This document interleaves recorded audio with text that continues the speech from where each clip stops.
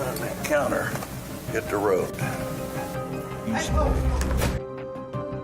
Markeith Lloyd having one more outburst as he was escorted out of the courtroom in handcuffs and foot shackles, looking at the sheriff in chief, yelling about oppression, ball and chain, and the system.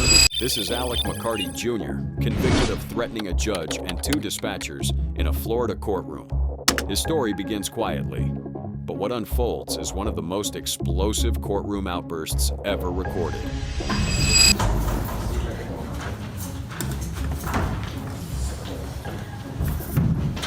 Systems on, everyone ready to go? Yes, sir. All right, State of Florida versus Alan McCarty Jr., who is present. Sir, you can keep your seat if you would raise your right hand and swear in. We have 2017-3050-157-17-304-638. Sir, do you solemnly swear affirm to tell the truth, the whole truth, and nothing but the truth, so help you God? It started with a simple charge, threatening a judge and 2 dispatchers. But McCarty's behavior quickly spiraled out of control. Judges and deputies had already dealt with his volatile temper during previous appearances. This time, they braced for impact as he entered the courtroom. The courtroom is tense as Judge Matt Forney begins reading the charges. McCarty listens, but you can feel the pressure building. All right, answer none, and no testimony would be accepted then. Yes. That being said, you're here today on 2 reasons. One is to sentence on a jury verdict that had been accepted in the court in the 2017-304-638 case. But we're also here on an order to show cause, which I would like to address first. First of all, if I haven't formally already, but I think I did by order appoint the Office of the Public Defender to represent him.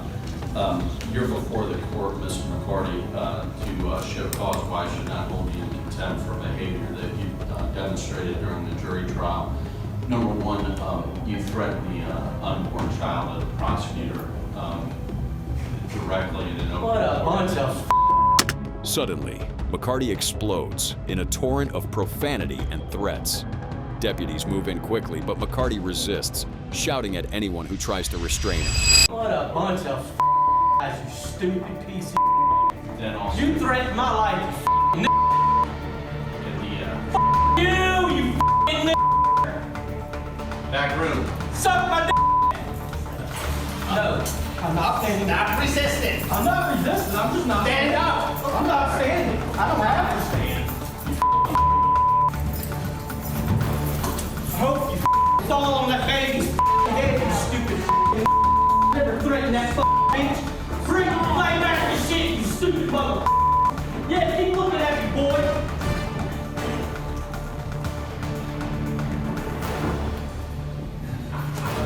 But nonetheless, Even as he's dragged out, McCarty's voice booms from the back room, but as for Judge Forney, he kept on reading the charges over McCarty's shouts, maintaining remarkable composure. and additionally, because I know you can hear me in the back room. Get out! Get the pull on me! Get out! I'll get up, you mother. Don't be around! I'll here! What you gonna do? You wanna hit me? Get that You also called your attorney in open court, and I apologize for the language and what was said. An asshole. It hurts me to say those things, but I heard it in court. You also offered me. Some time passes and McCarty is brought back into the court for continuation of the hearing. But then, the defiance continues. First, he refused a fingerprint and then resorted to wild accusations. If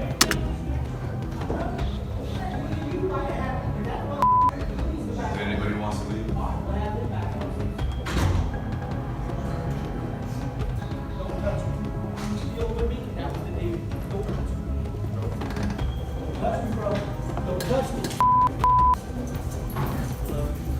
These are a bunch of here.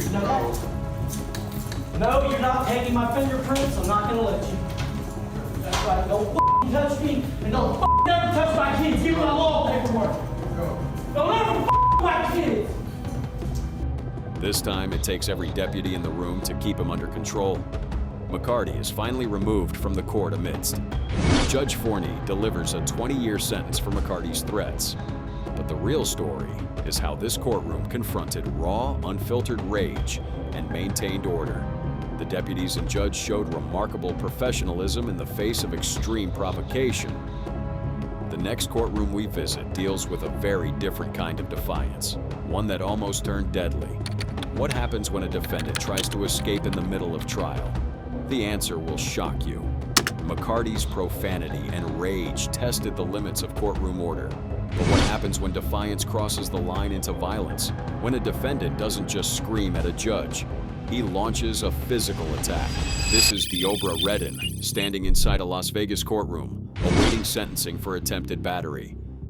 Mr. Redden, is there anything you want to say on your own behalf before I pronounce sentence? So basically, I would like to tell the courts everyone here. The trial was over. The jury had spoken. Now all that remained was his fate. Redden pleaded for leniency, insisting he deserved probation instead of prison. He painted himself as a changed man, desperate for one more chance. But the judge wasn't buying it. Like, based on my criminal history, like, I feel that, like, I should be, like, sent to prison for a second time. Have you looked at your criminal history? Judge Holthus reminded him of his past, his criminal record that told a very different story. Yeah. Shake that, but I think it's time that you get a taste of something else because I just can't with that history. In accordance with the laws of the state of Nevada, this court... And then, the courtroom erupted.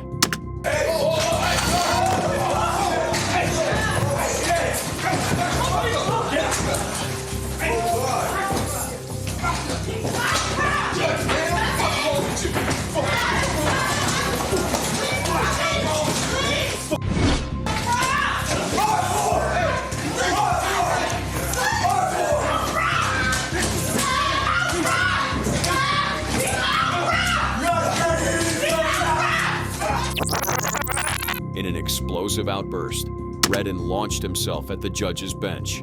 Officers scrambled, court staff rushed in, and within seconds, a violent struggle consumed the courtroom. Redden was finally tackled to the ground and restrained by the deputies.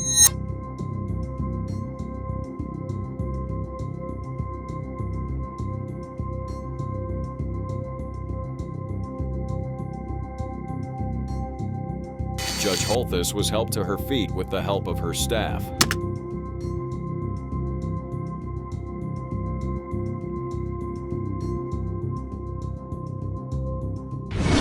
Just 1 week later, Redden returned to that same courtroom. This time, heavy security stood watch at every corner, and Redden was shackled and in handcuffs.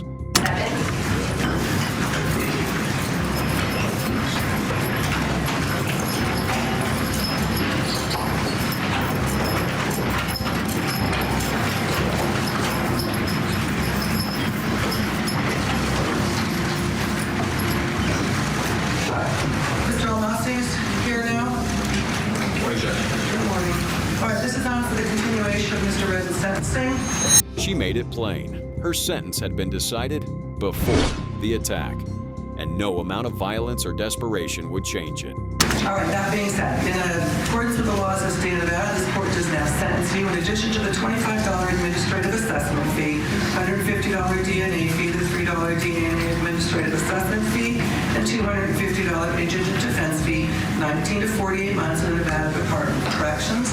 What should have been a routine sentencing turned into one of the wildest scenes ever caught on courtroom cameras. An attack on the very authority of justice itself. Redden's leap across the bench turned sentencing into one of the craziest moments a courtroom has ever seen. But that has nothing on the next case where a man walked in with a gun and turned the entire room into a standoff. This is Clay Allen Duke, who's charged with attempted capital murder in Panama City, Florida. He stormed a Bay District Schools Board meeting, armed with a 9mm handgun, seeking revenge for his wife's firing. The situation quickly escalated, leaving the room frozen in fear. On December 14, 2010, Duke entered the Bay District Schools Board meeting, pulled out a handgun, and took several board members hostage. My motion that everybody in this room Behind that counter, hit the road. It all began in what should have been a routine school board meeting. The room was filled with board members and staff. Suddenly, the atmosphere shifted dramatically. Duke emerged, armed and determined, his target clear. His primary motive, revenge for his wife's firing from her job, which had left them financially ruined. Fired my wife. Sir, I don't know who you are. Duke claims his wife was laid off from her job as a teacher, and the school board is to blame. Now, the desperate, unhinged man is here to exact revenge. She worked elementary. John. You see, our benefits have run out. See what I'm saying? She was fired. I'm either going to the grave or going to prison. Hey, listen to me. The tension in the room becomes undeniable as the reality of being hostage by an armed man set in. Jerry Register, a board member, later recalled. He had the gun in his hand. And at that point, I thought, oh, this is going to be bad. Duke's focus was clear. He methodically isolated his intended victims. You may leave, you may leave. Dean, he told you The when. women can leave. 6 men stay. Everyone else leaves. And the victims left behind were in for a nightmare. One of them was Superintendent Bill Husfeldt, who showed remarkable courage in this critical moment. Wait, listen. I'm the one that signed the paper, right? Okay. I don't remember and I don't know who she is. But let them go. I'm the one that did it. I mean, they don't sign the papers. I'm the only one that signs them. Will you let them go? While the standoff reached its breaking point, Please don't. Please don't. Please. I'm going to. then an unexpected miracle unfolded. Mike Jones couldn't afford to wait. In the boardroom, here off camera, the school district security chief returned fire and dropped Duke. Both Superintendent Husfeldt and Security Chief Jones survived, despite being targeted at close range. Husfeldt credits a notebook for saving his life, while Jones attributes his survival to divine protection. There was a perfect halo around my head. 1, 2, 3, 4, 5, 6. Perfect halo around my head and my body, and it never hit me one time. At the end, Duke turns the muzzle on himself, taking his own life. Both Superintendent Husfeldt and Security Chief Jones were later recognized for their bravery and quick thinking. Duke's armed standoff brought terror to the room. But how does that compare to the next defendant, whose outburst was so extreme it forced a judge to step off the bench and take matters into his own hands? This is Jacob Larson, standing before Judge McBain in Jackson County, Michigan, for a protection order hearing. I know, but it's like this fatal attraction kind of stuff that I warned you about last time. I told you to just leave her alone. She was a classmate of yours. She apparently has no interest in seeing you. I want her to tell me to leave her alone. Larson was accused of stalking a woman, showing up at her workplace, leaving unwanted flowers, even posting videos online falsely claiming they were in a relationship. This wasn't his first time before the court, and the judge's patience was wearing thin. You know what? I told you to leave her alone. And apparently that didn't get through loud and clear. So today, you're going to jail for 3 days. And the next time you violate it, you're going to jail for... You and her are... You know what? You got a bad attitude. But Larson wasn't backing down. He argued, deflected, even turned accusations toward the judge. Each word only fueled McBain's frustration. Okay? You and her are buddy-buddy. Y'all get along. Y'all are... 45 days county jail. Okay. 93 days in the county jail. Once the judge sentenced him to 3 days in jail. But Larson's defiance didn't stop there. He kept talking, kept pushing, and with every word, McBain added more time. You want to go for a year? Well, try it right now. One more word out of you, it'll be a year of counting. Buddy. Stand up. You're going to jail for a year in the county. 365 days county jail. Can't do that. As he kept mouthing off, the sentence grew from days to weeks, then months. Put your hands behind your back. Your ass right now. Finally, the breaking point. Judge McBain ordered Larson cuffed, but the man was not yet ready to be quiet. And then in a moment rarely seen from the bench, McBain stripped off his robe and leapt into the fray, helping officers wrestle Larson to the ground. That's enough, all right? We'll make it 93. You can think about it, all right? What so I know? The stalker was dragged out, cuffed, and beaten down not just by the law, but by his own arrogance. What began as 3 days behind bars became nearly 3 months. Larson's arrogance got him physically tackled by the judge himself.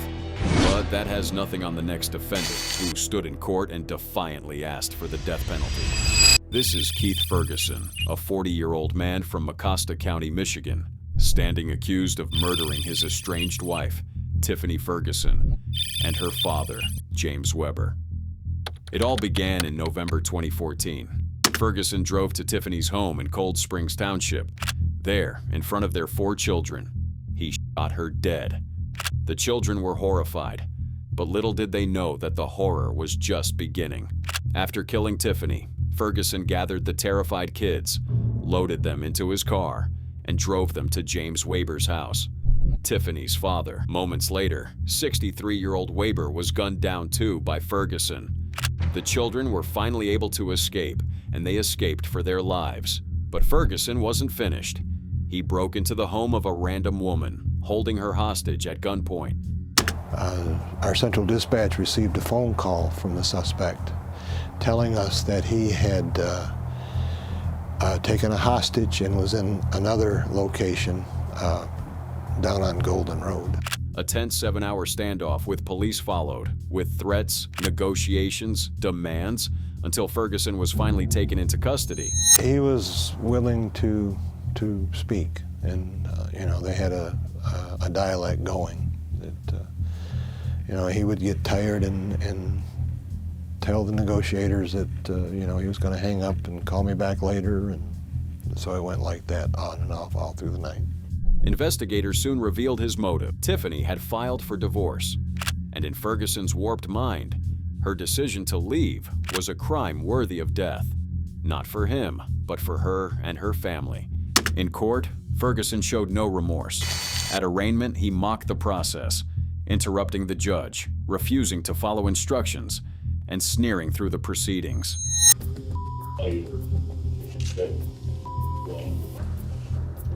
Mr. Ferguson, can I get you to stand up there at the podium, please? All right, I need to have you raise your right hand for me. Okay, all right. Put me back in my Okay, stop. When prosecutors demanded maximum bond, the judge barely hesitated.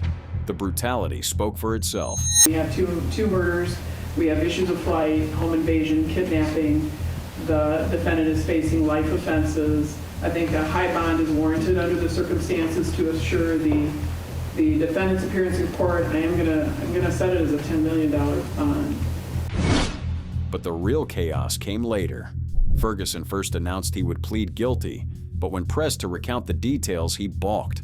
Okay, well, I'm not getting into any detail of what happened. If you want to be guilty, you have to say what you did. I'm not saying all right? Because of the respect and the safety of my children, I'm not saying nothing, because they're gonna see this. They don't need to hear that. And when he finally did open his mouth, the words chilled the courtroom. Instead of an apology, Ferguson stunned everyone by asking for the death penalty. And did you intend to kill him? Oh yeah. All right. And did you think about whether or not you wanted to kill him and make a deliberate choice to do so? No way. All right. Put half a magazine in that. Before delivering justice, Tiffany's close friend stood before the court, giving a powerful victim impact statement. I knew she lived in fear, and I was so afraid for her. When I would tell her, I knew one day you would kill her, she would always reply, he loves his kids too much. He won't kill me. Well, we see how much you love them. When it was Ferguson's turn to address the court, he had no apology, not for his victims or for the court. Instead, he He shocked the entire courtroom by asking for the death penalty. Just sentence me, kill me, whatever. And about the children, they've been through enough. And that wouldn't be good for me to, I don't want them to see. Then Judge George Mertz spoke directly to him. His words carried weight, condemning Ferguson's actions and his utter lack of humanity. You may not meet the clinical definition of insanity, but there's clearly something fundamentally wrong with you. You're incapable of understanding that intentionally depriving an elderly woman of her husband, her mate for life, and 4 children of your mother, to satisfy your own selfish urges. And finally, the hammer fell. Keith Ferguson was sentenced to life in prison without the possibility of parole for Tiffany's murder, ensuring he would never walk free again, plus an additional 31 to 60 years for the killing of James Weber. Ferguson demanded execution for himself. But how does that compare to the next case where a defendant sat emotionally distressed in court after being sentenced to death for a bloody workplace massacre? This is Martez Abram, standing trial for a shocking act of workplace revenge that left 2 Walmart managers dead and even police officers caught in the crossfire. It all started in July 2019 in South Haven, Mississippi. After being suspended for pulling a knife on a coworker, Abram returned days later with a handgun. And this time, he wasn't looking to argue. He opened fire inside the store, killing managers Anthony Brown and Brandon Gals, and wounding an officer before being shot and taken down himself. This morning, South Haven, Mississippi became the latest community to deal with the aftermath of a deadly active shooter situation at this Walmart Supercenter on South Crest Parkway. No city in America is immune to this. Unfortunately, it's sad, but it just shows how important the training is. But what made Abram's case one of the wildest courtroom moments wasn't just the massacre. It was how his trial unfolded. His very first court appearance wasn't in a suit and tie or even a jumpsuit. It was from a hospital bed, patched up from the bullets police had put in him during the shootout. South Haven, Mississippi making national headlines at this hour. 2 Walmart employees killed, an officer hurt this morning. The shooter just identified, recently suspended by Walmart. And once in court, Abram didn't play games. When prosecutors laid out surveillance footage of him firing on unarmed coworkers, Abram didn't deny it. He admitted what he had done, calmly acknowledging the murders before the jury. In fact, it was as if he could not even stand what he had done. Stop it. That's you, isn't it, sir? Yes. Look at it, please, sir. Yes. All right, proceed. Stop. Mr. Gale is on the floor going down at this point, isn't he? Yes. Okay, and that's you him, right? Yes. Okay, proceed. Stop it. Look at the screen, sir. Yes. That's you shooting him? Yes. Can you admit that you shot him in cold blood? Yes. The courtroom was tense, buzzing with disbelief at his blunt confession. And when the jury returned with a guilty verdict, they went a step further, recommending the death penalty. It took jurors less than an hour to find Abram guilty on all 3 counts, 2 for capital murder and 1 for attempted murder.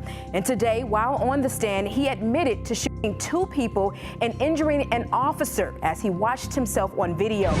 Before the judge made it official, the victim's family stood and poured their grief into the record. Brandon was the most loving and caring, hardworking young man that I know. And he truly loved his family. Brandon will work long hours at Walmart. We are a Christian family.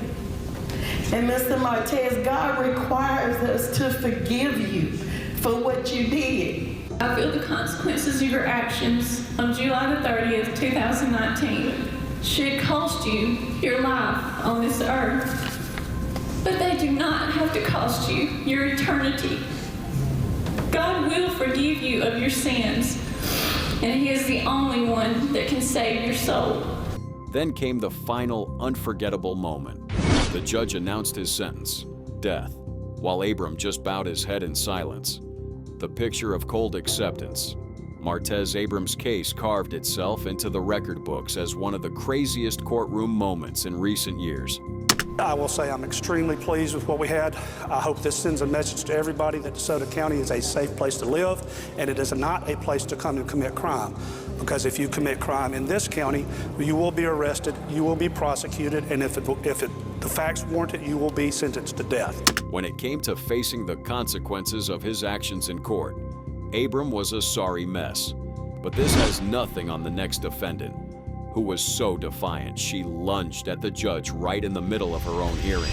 This is Melissa Hardwick, standing before the Russell and Wayne County Family Court in Kentucky, where her ex-husband had filed for a protective order. At first, the hearing felt like routine business. Her ex laid out his reasons calmly, explaining why he needed protection. The judge listened. The courtroom was steady, but then everything cracked. Melissa exploded mid-testimony, cutting him off with a furious outburst that stopped the entire room cold.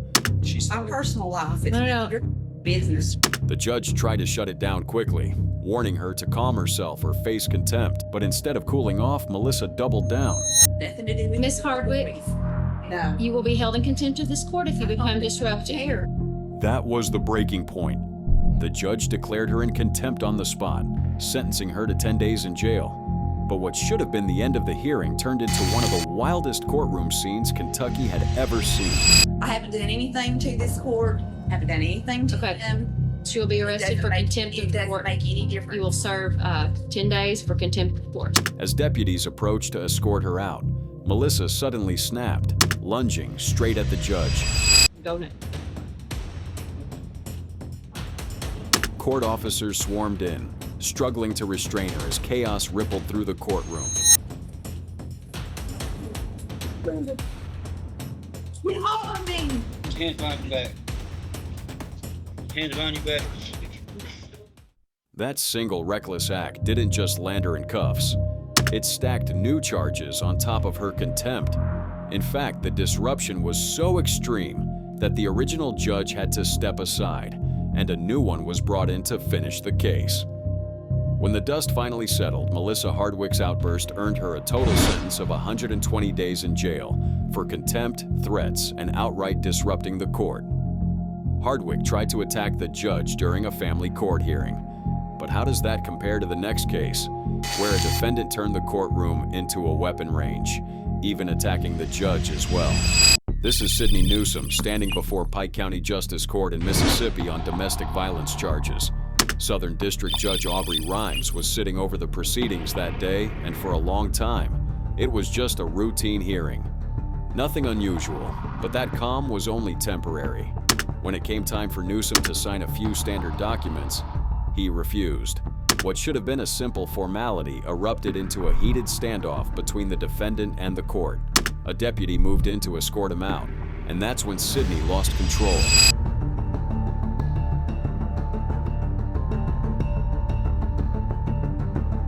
In a sudden outburst, he snatched a stack of papers and hurled them straight at the judge. But he wasn't done. Pulling free from the officer's grip, Sidney grabbed a telephone and launched it across the table, aiming directly at Judge Rimes. That was the final straw. Judge Rimes did something almost unheard of in a courtroom. He didn't just sit back and wait for security. He stood up, stepped down from the bench, and personally took Sidney on, slamming him against the desk and holding him down until deputies rushed in to drag Newsom out. Newsom threw objects at the judge until the judge left the bench to restrain him himself. But how does that crazy moment compare to a defendant who faked an injury and then bolted out of the courthouse in a wheelchair? This is Joel Delgado, and he is facing charges of residential burglary and theft of services. Delgado arrived in a wheelchair, draped in a neck brace, looking every bit like an injured defendant. Deputies treated him cautiously, believing his medical story. To the courtroom, it seemed like another routine hearing, but what looked ordinary would soon become one of the wildest courtroom escapes ever caught on camera. You got probation?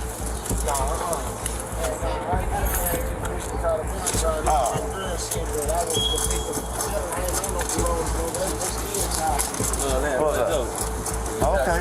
Maybe then your girlfriend is heard and maybe you can get out for it.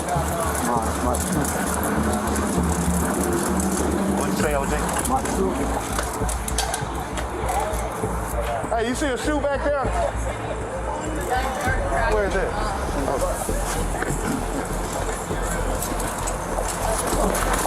As a deputy carefully pushed Delgado up the courthouse ramp, nothing seemed unusual.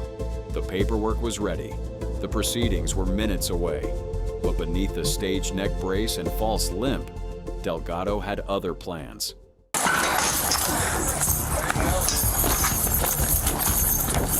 The moment came suddenly.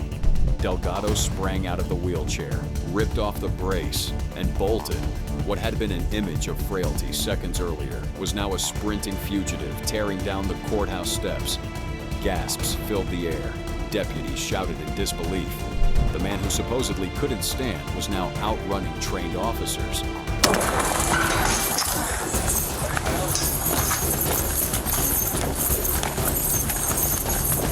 The chase spilled straight into downtown Little Rock.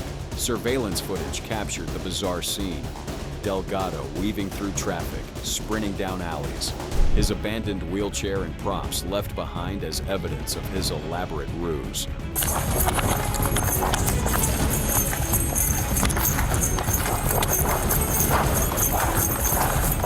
I ain't got my radio.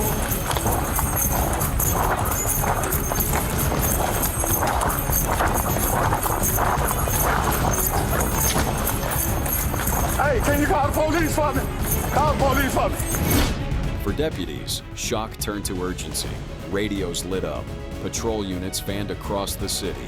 Onlookers pointed, some filming with their phones, while others shouted directions. What began as a simple court appearance had escalated into a citywide manhunt. Go. This way.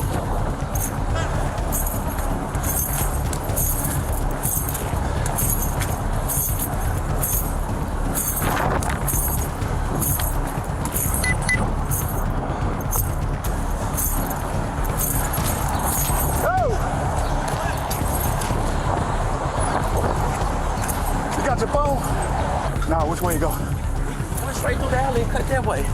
What's in your phone?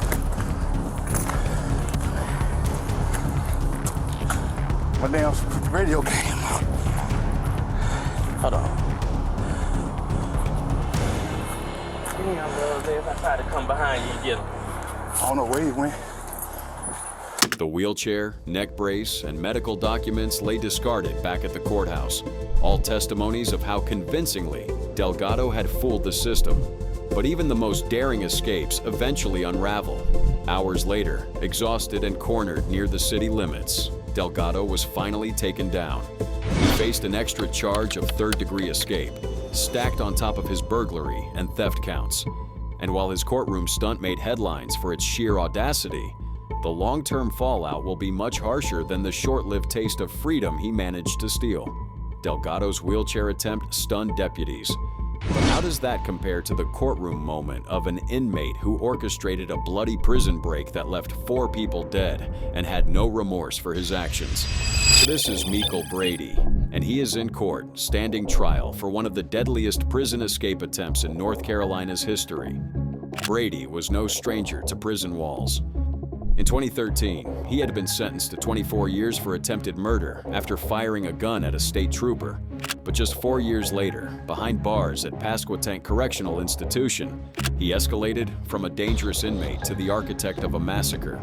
On October 12, 2017, Brady and 3 other inmates put their escape plan into action. Their weapons were hammers and scissors, and in their hands, they were prepared to turn those tools into instruments of terror. 911, what is the address of your emergency? Pasquotank Correctional Institution. We need you guys here right now. Okay. Either with stabbing with scissors. Either with hammers or stabbing with scissors. The prison erupted into chaos. Guards and employees fought for their lives as Brady and his crew hacked and bludgeoned their way forward. By the time the violence stopped, 4 staff members, Jeffrey Howe, Wendy Shannon, Justin Smith, and Veronica Darden, lay dead. Officers would later describe the scene as nothing short of a bloodbath. Hammers, scissors. There was a wood 2x4 with some nails that looked like in it. And the 3 other inmates. Correctional officers and just people just for lack of better words, plugging holes with wounds and with gauze. It was like a bloodbath. Literally when I stepped in and I slid trying to get in because the whole elevator floor was nothing but blood. Despite the carnage, the escape failed. Brady himself was captured at gunpoint while scaling the prison fence, dragged back into custody before he could taste freedom. But the blood he left behind would follow him into the courtroom. Prosecutors argued Brady wasn't just another participant, he was the mastermind. The killings weren't accidents, they said, but deliberate acts from a man willing to sacrifice anyone for a shot at freedom. That man, Michael Ray, beat that man, George Midget, like he was trying to bust concrete. The jury unanimously found the defendant, Michael Brady, second, to be guilty of first-degree murder. And then Brady himself proved them right. I'm up here to tell the truth. You can ask me anything you want. I'm gonna tell the truth. How it was, whether it hurts me, whether it helps me. I don't care about that. Taking the stand, he smiled as he confessed. Coldly, almost proudly, he admitted that the plan was his idea and the murders were part of it. I stabbed him like 4 to 8 times. She was supposed to go down in one hit. She had turned and she started to scream. That's when I punched her in the face. When I punched her in the face is when she fell down to the floor. I hit Jeffrey Howe until he stopped moving. I don't know how many times I hit him with a hammer.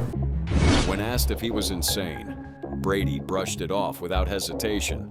Answer, you don't believe you're crazy, do you? No, I don't think I'm crazy, no.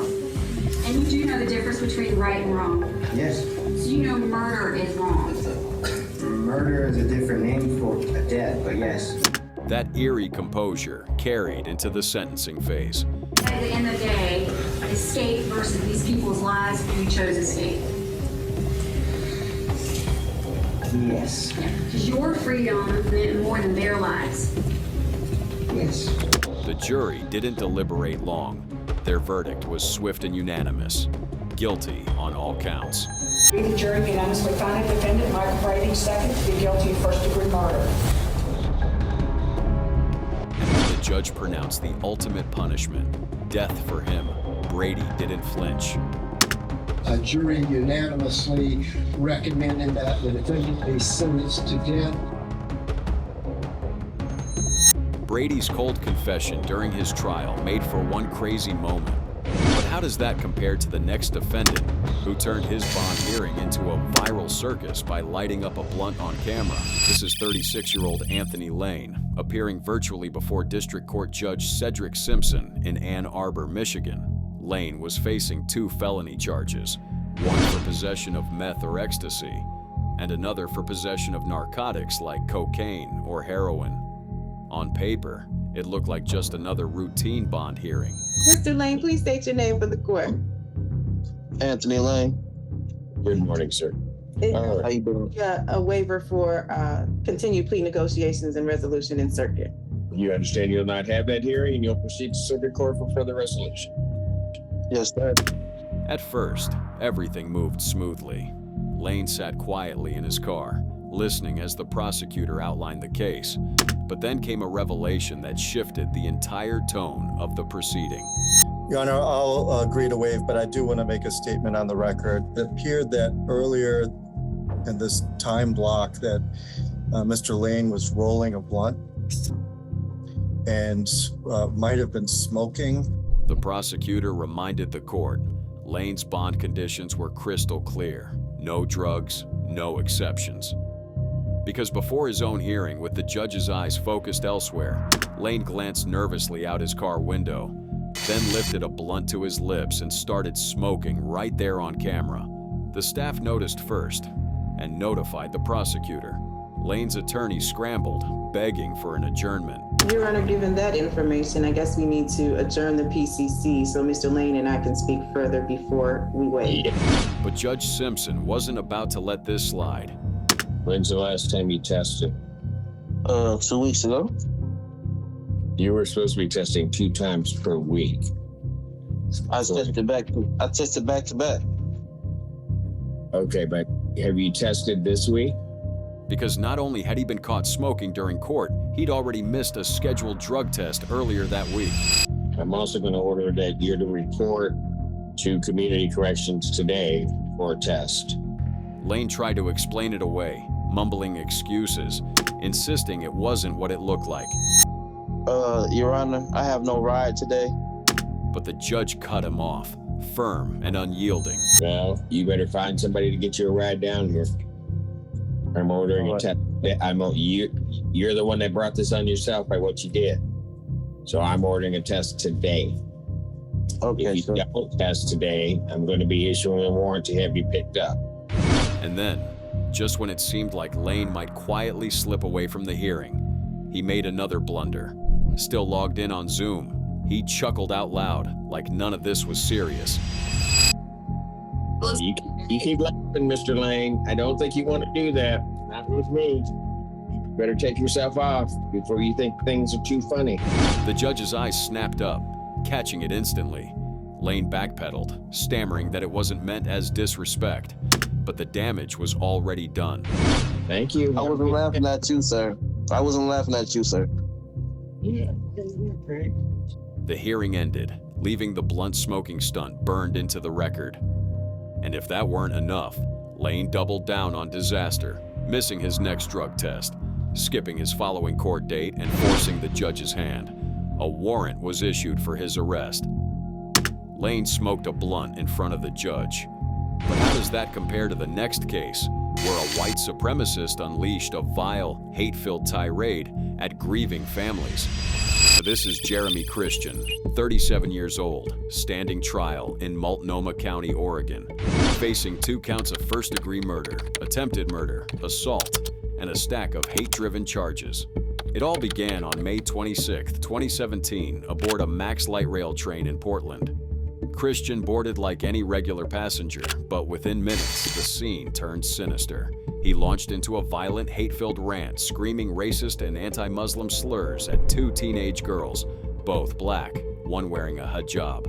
The tirade was so aggressive that 3 men decided to step in. 53-year-old Army veteran Ricky Best, 23-year-old Taliesin Namkai Meche, and 21-year-old Micah Fletcher. They tried to protect the girls, but Christian wasn't backing down. Instead, the confrontation escalated. And then, in front of horrified passengers, Christian pulled out a knife.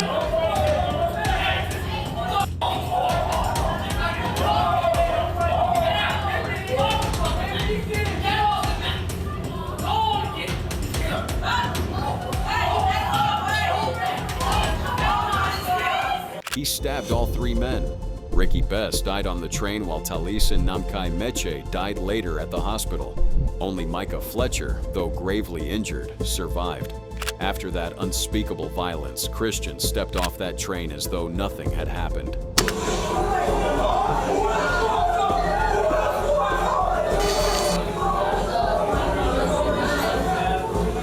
But within hours, police had him in custody. And investigators soon discovered something chilling.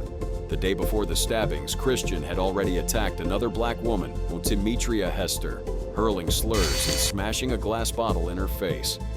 She survived, and she would later face him again, this time in court. At trial, prosecutors painted Christian as fueled by hatred, eager for violence. Basically just like telling us that because of our religion or because of our color that we don't deserve to be here and that we don't deserve to live. But I feel like the defense claimed self-defense, arguing Christian only lashed out when confronted. Here's your question. One of your questions. Whether the state has proven at the end of the evidence to you, beyond a reasonable doubt, Mr. Christian's real-time belief was not reasonable, taking into account the circumstances that were present and Mr. Christian's self-preservation instinct. he was saying Muslims saying go back to Saudi Arabia. But the jury wasn't convinced. They saw it for what it was, a hate-driven attack. On count 1, the verdict is guilty. That's murder in the first degree. And then came sentencing. Among those given the chance to speak was Demetria Hester. She confronted Christian directly. To Mr. Jeremy Christian, your mom should have swallowed you. You are a waste of breath. And when you die and go to hell, I hope you rot. He exploded in court. See you there. No way. Go back to Tennessee no, too. You, what do I tell Go you? back to Tennessee too. You can. We don't want you here. All your race hate. You ain't gonna be there. You ain't gonna be there.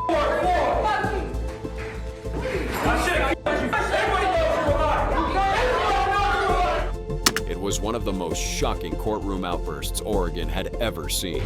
Days later, Christian was brought back into the courtroom, this time shackled, silent, but most importantly, he was no longer defiant. The judge delivered the final blow: 2 consecutive life sentences without parole, plus another 22 years. Now, in addition to Christian's 2 consecutive life sentences, those 2 life sentences, he will also serve an additional 26 years in prison. Jeremy Christian would never walk free again. Christian spewed hatred in court. But here is another crazy courtroom moment where the judge himself ditched the bench and got into a fistfight with an attorney.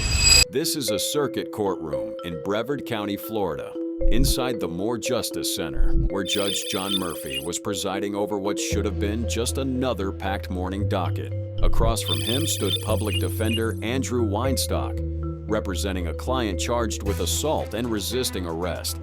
It began like countless other hearings. The judge pushed for speed, urging the defendant to waive his right to a speedy trial so the overloaded calendar could breathe. Defender, public defender, what do you want to do? Did they file? They have. I'm not waiving. All right, what do you want to do? But Weinstock refused. He stood his ground, protecting his client's rights. I'm not waiving. You want to set it for trial? Set it for trial. That refusal was all it took for the judge's patience to snap. If I had a rock, I would throw it at you right now. Stop pissing me off. Just sit down. I'll take care of it. You could feel the shift, like the courtroom itself was holding its breath. I don't need your help. No, you know what? I'm the public defender. I have a right to be here, and I have a right to stand for clients. And then came the words no one expects to hear from the bench.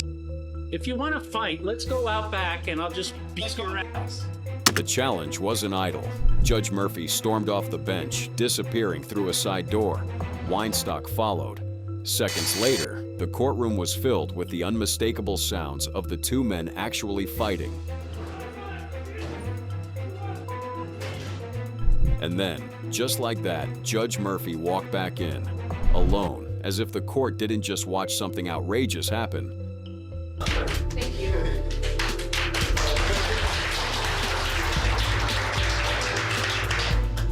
I will catch my breath eventually. Man, I'm an old man. He sat back down and resumed court business, and cases without defense counsel present. Your choices, considering there's probably going to be a changeover in personnel, are setting it for trial June 9th, or if you were wanting to waive speedy, we would set it for July 15th. I would like to get it done as fast as possible. The fallout was immediate. The Florida Judicial Qualifications Commission launched an investigation, and their findings painted a damning picture. A sitting judge had abandoned the bench, engaged in a fistfight with an attorney, and then carried on as if the law itself hadn't been undermined. The scandal escalated to the Florida Supreme Court, where the ruling was unanimous. Judge John Murphy was permanently removed from the bench. As for Andrew Weinstock, the public defender who refused to back down, he would eventually resign. But the confrontation he endured would be remembered as one of the most shocking courtroom moments ever seen in America. Judge Murphy brawled with a lawyer in open court. But how does that compare to the next defendant, who pulled one of the most outrageous courtroom stunts ever seen? This is Calvin Lloyd Griffith, standing in a Miami-Dade County courtroom before Judge Catherine Pooler for what should have been a straightforward bond hearing. But nothing about Calvin's record or his behavior was ordinary. He wasn't just facing a single charge. The list was stacked. burglary, grand theft of a vehicle, trespassing. And to make matters worse, he was already on probation from a prior conviction. Mr. Griffin is charged with burglary, petty theft, grand theft of a vehicle, and trespass. The judge began working through the charges, but Calvin couldn't hold back. He interrupted the proceedings, cutting in with his own outrageous commentary. He's on probation. He's out on probation, Your Honor. Yeah, I'm on probation. I'm on paper. Okay. I'll be here anyway because I smoke weed and cocaine. Court staff reacted instantly, cutting off his microphone. So the officer... Okay. You're Calvin Griffin? Mr. Senator is the button pressed. Oh, okay. But Calvin wasn't about to be muted. Determined to keep all eyes on him, he found another way to make his voice and his presence impossible to ignore.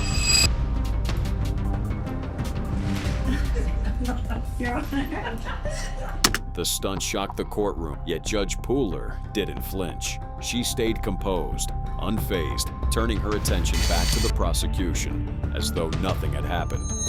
State is requesting that Your Honor set the bond, but reset the case in division tomorrow because his actions violate his probation. Before wrapping up, Judge Pooler issued Calvin one final firm instruction. And there's a statewide order from Miami Edison Senior High. If you should get out, do not go back there. You're not a student anymore. Deputies escorted him out, but even as the next case began, the judge sums up what everyone was already thinking at this point. The last guy to come back and teach us how to dance. It wasn't the charges that made Calvin unforgettable that day. It was his jaw-dropping courtroom performance. Griffith's bizarre stunt drew headlines. But that has nothing on the next case, where a convicted killer exploded mid-hearing and attacked her own attorney. This is Taylor Shabiznes, a 25-year-old convicted killer, standing in a Wisconsin courtroom for one of the most shocking cases the state has ever seen. It began on February 23, 2022. Investigators say what started as a drug-fueled sexual encounter between Taylor and her boyfriend, 24-year-old Shad Therian, spiraled into unspeakable violence.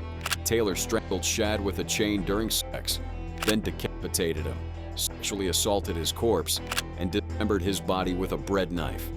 When Shad's mother came home and went into the basement, she discovered the unthinkable: her son's severed head in a bucket.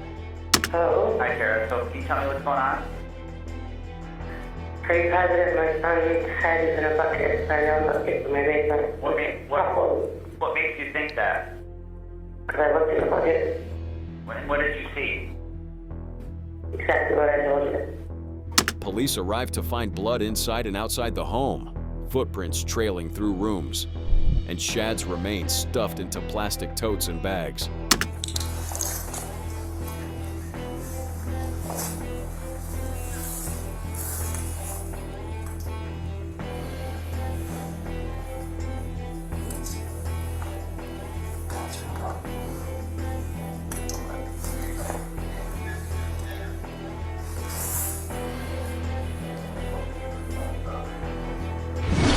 Taylor was arrested without resistance, and in interrogation she confessed without hesitation, casually describing how she strangled Shad, dismembered him, and scattered his remains.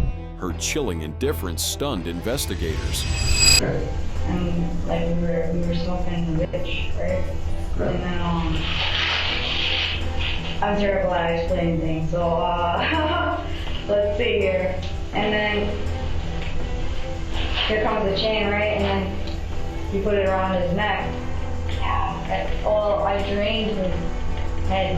Well, like, after I swept in his blood, I put it in the bucket, but then there's still blood in this bucket because it's coming out of the head. Should have took the brains out, but I didn't. In court, prosecutors laid out every detail of the horror. The jury heard how Shad's severed head was found in that bucket in the basement. I had Officer Plunky come downstairs and just verify we had in fact found a human head in the bucket, and then we started to notify a supervisor and then ask for additional units. But the most shocking moment wasn't just in the evidence. It came in the middle of the hearing when the courtroom suddenly erupted. Without warning, Taylor lunged across the defense table, not at prosecutors, not at the judge, but at her own attorney.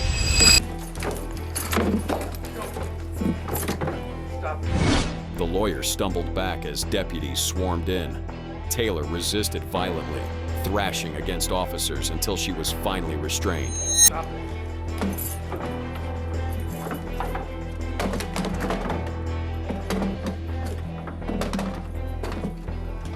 Rachel, call. From then on, she was brought into court in shackles, flanked by multiple deputies who never let her out of their sight. In July 2023, a jury found her guilty of first-degree intentional homicide, mutilation of a corpse, and third-degree sexual assault.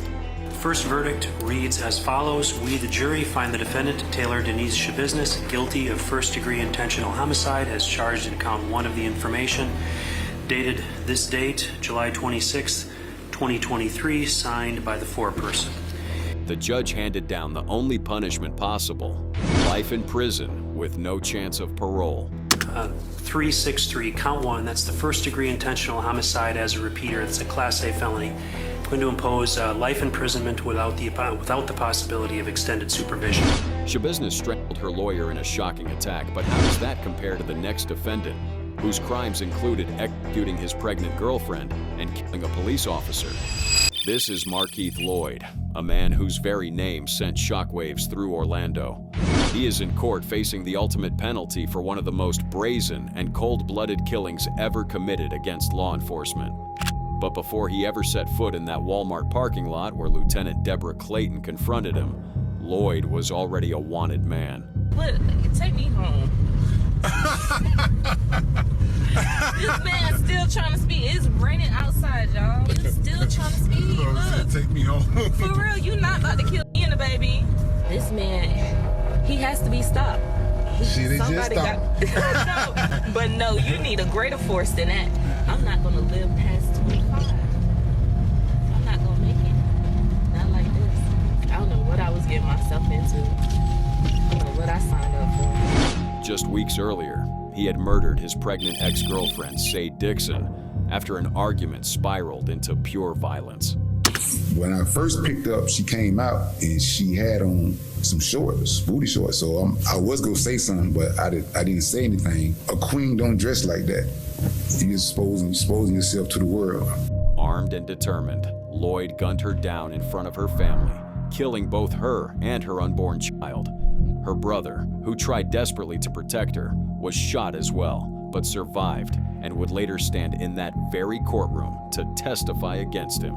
He described in detail the December night in 2016 when he says Markeith Lloyd pulled the gun and shot him and his sister. In this body cam video played in court, you can see first responders arriving at the house just after the shooting. She's not breathing? The two victims were down on the front porch. The video shows police pulling Stewart away from the porch. From that night, Lloyd vanished into the shadows of Orlando, sparking a manhunt. And then came January 9th, 2017. Lloyd was spotted inside a Walmart doing his shopping. Inside the same Walmart was Lieutenant Deborah Clayton spotted him. She was off duty, shopping. But the moment she was alerted, she acted on instinct. She confronted Lloyd, trying to bring him into custody. But Lloyd wasn't surrendering. He pulled his gun, opened fire, and shot the officer. When Clayton fell to the ground, Lloyd stood over her and fired again and again, making sure she never got back up. The city was stunned. Police launched one of the largest manhunts Orlando had ever seen.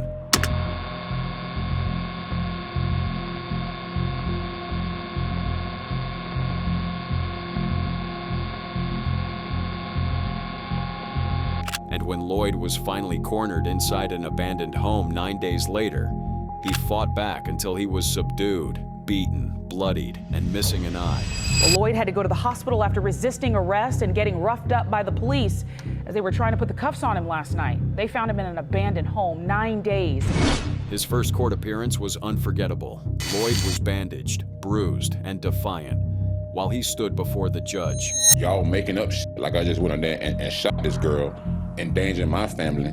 Or they done took my eye. They done broke my nose, broke my jaw. They did all this shit till I resisted, but I crawled out to the motherfucking road. So how did I resist? I ain't resist shit. They just did that. They tried to hide it from the news people, but I'm here right now. Instead of remorse, he hurled accusations, shouting that he was framed, that the system was corrupt, that everyone, police, prosecutors, even the press, was against him. All right, so you are refusing to discuss your initial complaint against counsel at this time, is that correct? Mr. Lloyd, watch your tone and the way you speak. Out. Out. The news reported I came over here, bammed on these people's door, and gunned these people down when they answered me, and that's a complete lie. Everyone seen my trial, and the investigator knew it was a lie, but they the ones reported this lie so they can put their framework in play to kill me when they run down on me. And I talked to them through my niece, and I told them I believe y'all are trying to kill me while y'all lying. What you lying for? They kill us for nothing. They kill us with our hands up. I'm facing a relationship that then for somebody I have absolutely don't know nothing about. And they frame me, Deputies tried to sway the court that he is insane. Is that Markeith Lloyd has a significant delusional disorder with a psychiatric spectrum. A delusional disorder with a psychiatric spectrum. He committed murder, there's no question. We're not saying that. What we're saying is that there are circumstances that led to this that we have to consider now. But the prosecution pushed back. Ladies and gentlemen, the only reason that he did that was because it was his full intention to end her life. And you agree that the video shows that the defendant ran over towards her and stood over her? I do agree with that. And fired additional shots? He did. And right after that additional shot, Lieutenant Clayton's hand immediately went to her neck where that wound was located, correct? And then came the jailhouse recordings. The chilling audio of Lloyd was played in court, and it painted a picture of a man, not sorry for his actions, but bragging. It was as if he was relishing the chaos his crimes had caused. Write me a book. Write you one. Get some money. Everybody else trying to get paid off my name. Let me use my own name. The jury didn't hesitate to reach a guilty verdict, and they recommended the death penalty. And in November 2021, the court delivered the final word. Markeith Lloyd was sentenced to death for the murder of Lieutenant Deborah Clayton. As deputies moved in to take him away, Lloyd lashed out one final time, shouting across the courtroom, still unrepentant, still defiant. Markeith Lloyd having one more outburst as he was escorted out of the courtroom in handcuffs and foot shackles, looking at the sheriff in chief, yelling about oppression, ball and chain, and the system. Lloyd shouted defiance even as he was sentenced to death. But how does that compare to the next defendant who attacked his own lawyer in the middle of court? This is Christopher Teal, a man brought into court to answer for a violent attack that left an entire city shaken. In May of 2018, Teal, who was homeless at the time, followed a woman into a restroom at a Seattle Volkswagen dealership. Inside, he ambushed her, violently assaulting her in what prosecutors later said could have ended in her death. But dealership employees heard the struggle and rushed in, dragging Teal off the victim before the attack escalated further. He was arrested on the spot. Weeks later, Teal appeared in King County Court for a competency hearing. At first, he almost seemed amused, leaning back, smirking, and even reaching an arm casually toward his own attorney, Reed Birkland. Deputies moved quickly, cutting the gesture short. But what happened next turned the courtroom upside down. They are now stipulating that Mr. T. Officers forced him down, slapped cuffs on him, and then pulled a spit hood over his head as he thrashed and shouted, dragging him out of the courtroom in front of the stunned gallery. Get down! Face down! Face down! Get down! Face!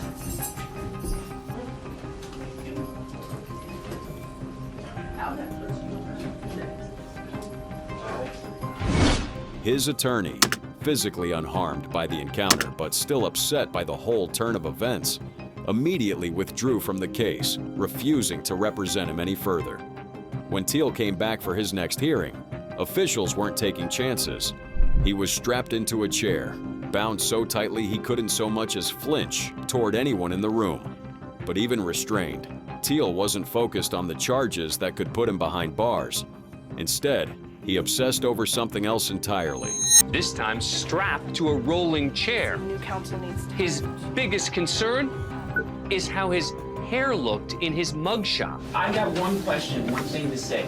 I'd like to know where the they got that photo of me with my short hair. Because that was on Facebook, and I don't have a Facebook. Eventually, the court ruled him competent to stand trial. A jury found him guilty, and Teal was sentenced to 8.5 years in prison. Teal lashed out at his attorney before being strapped down in court. But that has nothing on the next case, where a teenage defendant sparked an all-out brawl after flashing a gesture at a victim's grieving family.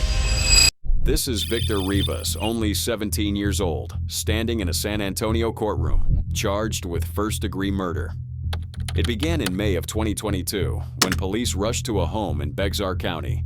Near the front door, they found 15-year-old Ethan Soto riddled with bullets, bleeding out just steps away from safety.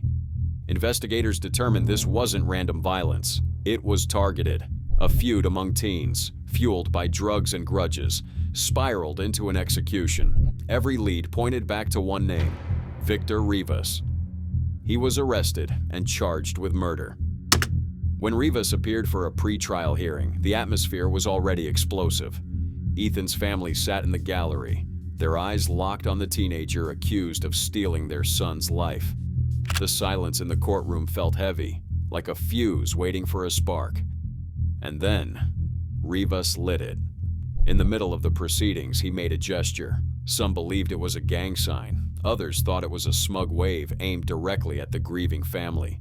Whatever it was, it had the same effect. The gallery erupted. First at 5, family members of a murdered teenager accused of attacking the man on trial for it right in the middle of a Bexar County courtroom. Ethan's loved ones leapt from their seats, shouting, surging toward the defendant's table. Deputies scrambled, trying to hold them back, but the eruption spread like wildfire.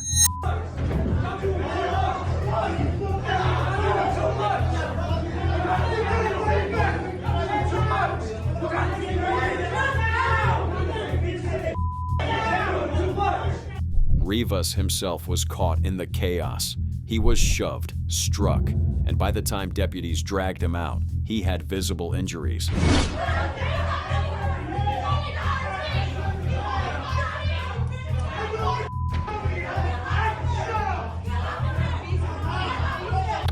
Fast forward to April 2025. After trial, after testimony, after every confrontation, the verdict was clear. Victor Rivas was sentenced to 40 years in prison for the murder of Ethan Soto, with another 10 years added for evading arrest in a vehicle.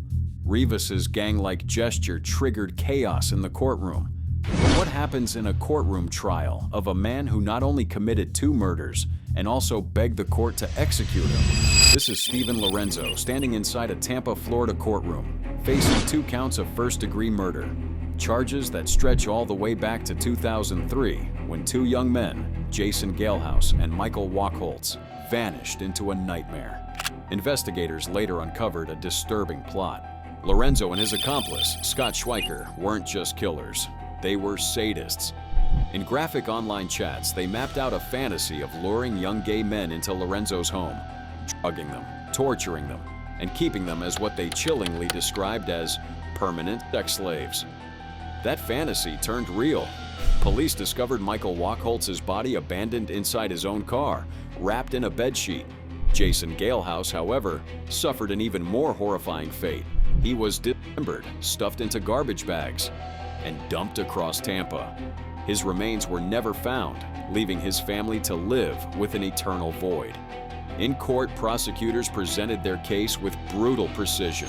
Were you living here full-time in February? I was not. Can you tell me about how you ended up in Tampa as of February 2000? I lived seasonally for many years, so I was going back and forth to the Boston area, and then I grew up here. And what changed in February of 2000? Schweiker, already guilty and serving his own sentence, took the stand, admitting to everything in graphic detail. We had been talking online through the instant messages about kidnapping, keeping, training, torturing, possibly selling off, and if we could sell off, disposing of the individual. Another survivor, Albert Perkins, described what it was like to live through Lorenzo's sadistic attacks. His face didn't look the same. There's nothing behind his eyes were dark. His face was contorted, which further panicked me. But Lorenzo didn't hire an attorney. He represented himself, twisting every word, denying the accusations. Even as prosecutors introduced the transcripts of his own chats and Schweiker's testimony. That's a wonderful story. It's a very dramatic story, but it's a lot. It's a lot. Mr. Schweiker made up this story, and he made it very, very clear in my 160-something page that he made it up to appease the state because he was hoping he was going to walk from this case. His version of the story was that it was all just consensual sex gone wrong. And I'm not going to sit there and argue and try to change it because I want you to believe it. Go ahead, believe it. That's fine. I have no problem with that. But I want you to see what really transpired because that is fair to let you know exactly what happened. So I'm not going to counter it. I appreciate the state. That's fine. It was very dramatic. It was very good. And then just when the trial seemed set for weeks of gruesome evidence, Lorenzo flipped the table. He abandoned his defense mid-case and stunned the courtroom by pleading guilty to 2 counts of first-degree murder. But anyway, he lost control. The kid started to scream and get all upset. We did the video, we put a gas mask on him because he did not want to be identified while being videotaped. So that's why the gas mask went on. We realized that the kid was going to probably call the police on all of us. So we had a powwow and we said, this kid can't leave. But what came next was even more chilling. He asked the court not for mercy, but for death. I'm seeking the death penalty. It's in my best interest, basically, because it's a comfort. I'll be living a lot more comfortable than I would in the federal system. At sentencing, the families of Jason Galehouse and Michael Wachholtz finally had their moment. Mothers who had waited nearly 2 decades stood just feet away from the man who destroyed their children. Their words dripped with grief, anger, and unshakable pain. And I can tell you right now, I am sick of my stomach just to have to look at your disgusting face. Yeah, that's right. Make a face, you creep. From one Italian to the other, ciao, ciao. Buona fatino. You know what that means? Goodbye, good luck. And this mother's out to get her revenge. For 20 years, he's breathed and lived, and Michael hasn't. At taxpayers' expense, no less. And Lorenzo? He sat there, cold, unrepentant, daring the court to end his life. Judge Christopher Sabella granted that request. Stephen Lorenzo was sentenced to death. From one Italian to another, ti condanno a morte. That translates to, I sentence you, Mr. Lorenzo, to death. That is the punishment that you deserve for these horrific crimes. Lorenzo coldly asked for death and got it, but that has nothing on the next case, where a white supremacist turned his trial into a stage for hate. This is Frazier Glenn Cross, standing trial in Kansas for one of the most racially motivated killing sprees the state had ever seen. He wasn't just facing murder charges. He was facing the weight of America's ugliest hate, weaponized into violence. It was April 13th, 2014, the day before Passover, when the 73-year-old white supremacist loaded up his gun and drove to the Jewish Community Center in Overland Park. There, in broad daylight, he opened fire in the parking lot. His first victims were 69-year-old William Corporon and his 14-year-old grandson, Reet Underwood. They had simply come to watch a youth talent show. Moments later, Cross drove to Village Shalom, a Jewish retirement facility, and gunned down 53-year-old Terry Lamano, who was visiting her mother. 3 innocent lives were taken, but for Cross, it was exactly the outcome he wanted. He's charged with capital murder, which is the most serious crime that you can be charged with in the state of Kansas. It has the most serious penalty you can give, which is the potential of the death penalty. Authorities were blunt about the motive, pure hate. Cross had been on the FBI's radar for decades, a former leader of the Ku Klux Klan, an avowed neo-Nazi. He never hid his obsession with Adolf Hitler or his desire to spark a race war. Even after his arrest, he was defiant. Dashcam video showed him in the back of a cruiser in a triumphant mood, as if his murders were something to celebrate. He even asked one officer to bring him some whiskey out of his car. When trial came, Cross turned it into a stage for his hate. He fired his lawyers and represented himself, flooding the courtroom with rants, conspiracy theories, and racist slurs. The state must prove my criminal intent. I submit that I had no criminal intent. I had a patriotic intent to stop the genocide against my people. Prosecutors countered with brutal efficiency. They showed his planning, his timing, the way he chose his targets. The jury listened to recordings of his own words, violent fantasies, admiration for Hitler, calls to eradicate Jews. Inside that Suzuki were 2 shotguns, a .38 caliber revolver, a .30 caliber carbine rifle, numerous rounds of ammunition for all 4 of those weapons. And the defendant, whose sole mission was to find and kill as many Jewish people as possible. But even as families of his victims sat just feet away, Cross couldn't stay silent. He hurled slurs across the room, taunted survivors, and spewed venom in place of remorse. I'll just get the hell out of here, go back to myself, and wait for phase 2 if you're not going to give me a fair trial. You won't even answer a simple question. What the hell am I with you? Miller, this is your warning, sir. If you're going to proceed in this manner, you will be removed from the court.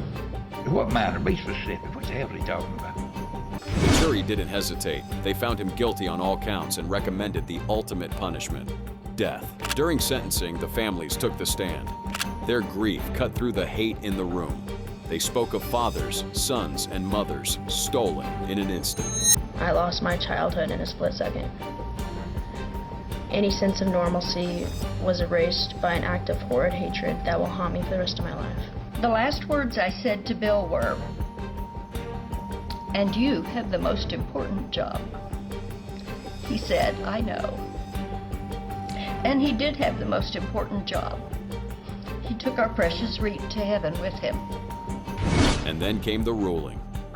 Frazier Glenn Cross was sentenced to death by lethal injection, but even then, he didn't repent. In fact, he shouted out a Nazi slogan in court as the judge condemned him. I think the fat lady just saying, "Seat high."